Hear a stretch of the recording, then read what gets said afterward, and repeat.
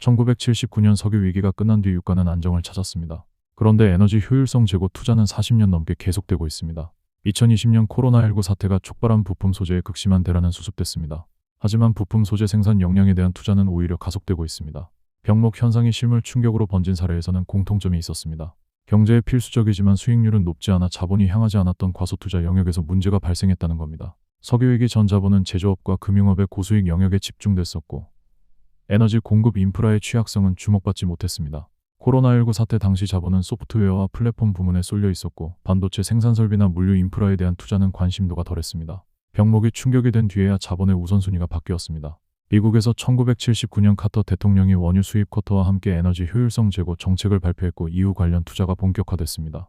JP모간 에셋 매니지먼트에 따르면 세계 GDP 대비 에너지 집약도는 1970년대를 정점으로 장기 하락 추세에 있습니다.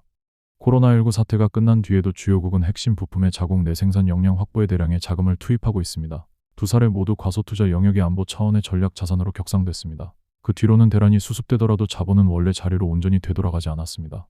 이란 전쟁발 호르무즈 해협 봉쇄 사례에서 세 번째 전환의 신호가 나타나고 있습니다. 세계 원유의 20%, LNG의 20%가 통과하는 단일 해로가 차단됐습니다. 석유 시장 역사상 최대 규모의 공급 차질로 불립니다. 브렌트유는 전쟁 직전 배럴당 $70 수준에서 $110대까지 급등했고 비료 가격은 한 달 만에 26% 넘게 올랐습니다. 석유와 비료뿐 아니라 석유화학 제품, LPG 등 중동 걸프 지역이 지배하는 공급망 전반에서 차질이 확산되고 있습니다. 수익 기회의 추세 전환에 민감하게 반응하는 사모펀드가 에너지 자산에 대한 자본 배치를 확대하고 있습니다. 브룩필드, 유라제오, 티케아오 캐피털 등은 에너지 안보 수요에 부합하는 실물 자산에 자본을 집중 배치하고 있습니다. 주식시장에서 대체하기 어려운 대형 실물자산 보유 기업군에 붙은 이름인 이른바 할로테마의 성과에 탄력이 붙고 있는 것도 같은 맥락입니다. 2020년과 구별되는 지점이 있다면 자본 이동의 속도가 될 수 있습니다.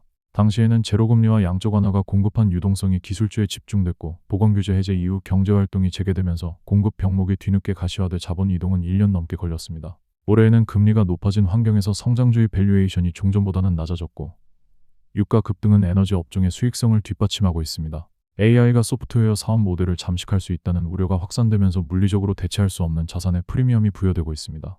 2026년 고유의 환경이 겹치면서 자본이 기존 영역에 머물 유인은 줄고 실물자산으로 향할 유인은 커지고 있습니다. 자본의 방향 전환이 과거보다 빠르게 진행될 여지가 있는 셈입니다.